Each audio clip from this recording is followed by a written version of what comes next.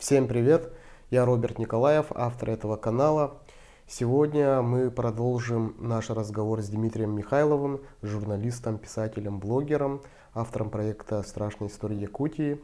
Сегодняшняя наша тема будет про Чечню, снежного человека.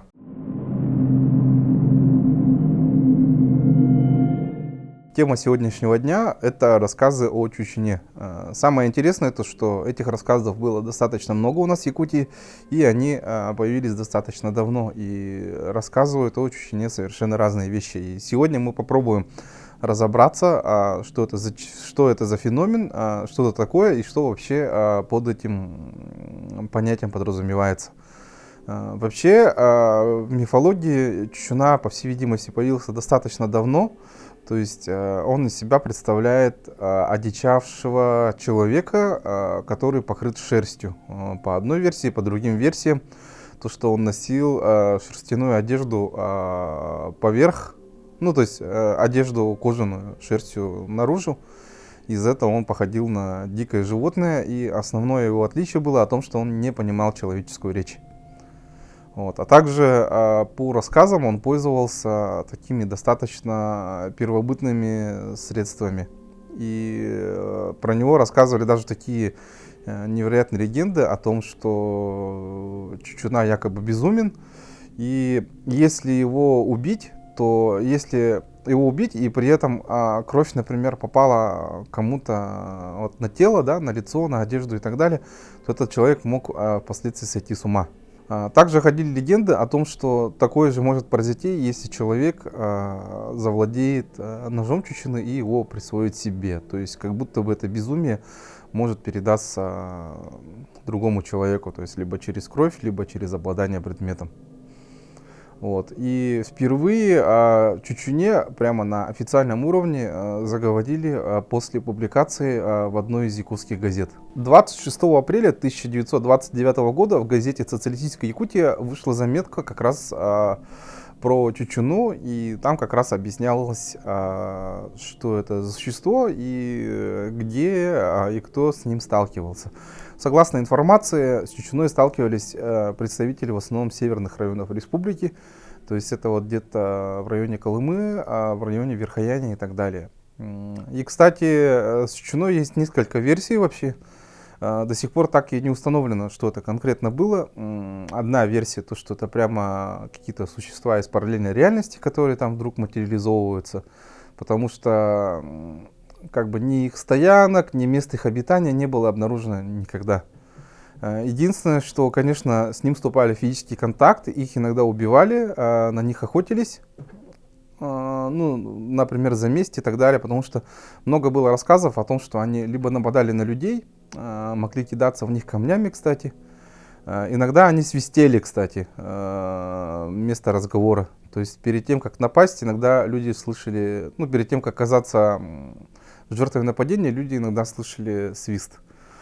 Также они могли похитить девушку, то есть либо с концами, либо иногда их удавалось вернуть. Я слышал даже одну историю, когда однажды Чечна, он украл девушку, родные и вообще сельчане, они смогли собраться, как бы достаточно серьезный отряд. Потом этого дикого человека они нашли, они его как бы поймали, убили, девушку освободили, и потом этот человек был похоронен. То есть известно только было примерно вот место, где он был похоронен, и место его похорон, оно считалось таким, ну, не то чтобы нечистым, или не было там никаких ни привидений, ничего, просто люди, как правило, проходя мимо этого места, они, по-моему, ну, делали что-то нехорошее с этой вещью, то есть то ли кидали в него камни, то ли что-то такое было, то есть, ну, выражали свое непочтение. И я не знаю, имела ли место быть эта история, ну, именно в Якутии, потому что ареал их обитания, он все-таки несколько шире. Просто их называют по-разному, то есть это вот какой-то вот аналог снежного человека, потому что по описаниям, ну, очень много чего сходится. Ну, можно еще добавить, что как бы к этим существам добавляется очень много различных мифологических черт, о том, что они неуловимы, И, кстати, самое интересное то, что в некоторых районах, где они прям реально появлялись, отмечалась их сезонность. То есть они появлялись в теплое время года, а в зимнее время они куда-то пропадали. То есть они начинали появляться, ну, начиная с весны. То есть где они проводили зиму, это тоже как бы неизвестно. И возможно, даже под одним и тем же термином чучуна имелись в виду совершенно разные как бы случаи и совершенно разное было происхождение у этих существ. Потому что рассказы, ну, они несколько отличаются. Некоторые говорят, что они только пользуются ветками, камнями. Некоторые говорят, что у них все-таки были орудия из каменного века.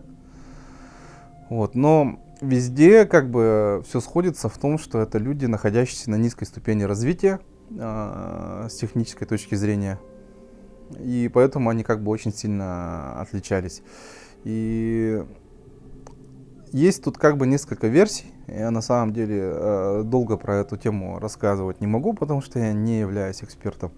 Есть несколько версий вообще, что-то такое, как они вообще произошли и так далее. Одна из версий это то, что здесь на территории севера Якутии и не только обитали какие-то племена, как бы находящиеся на низкой ступени технического развития.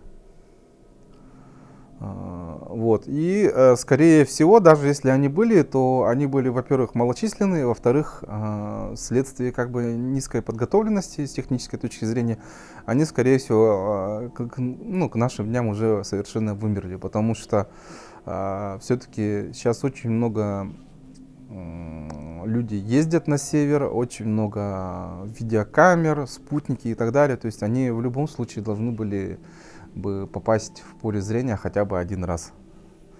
Ну или снова возникли бы слухи среди местного населения, но о них ничего не слышно, по-моему, еще с советского времени. Толком там каких-то вот конкретных рассказов нет.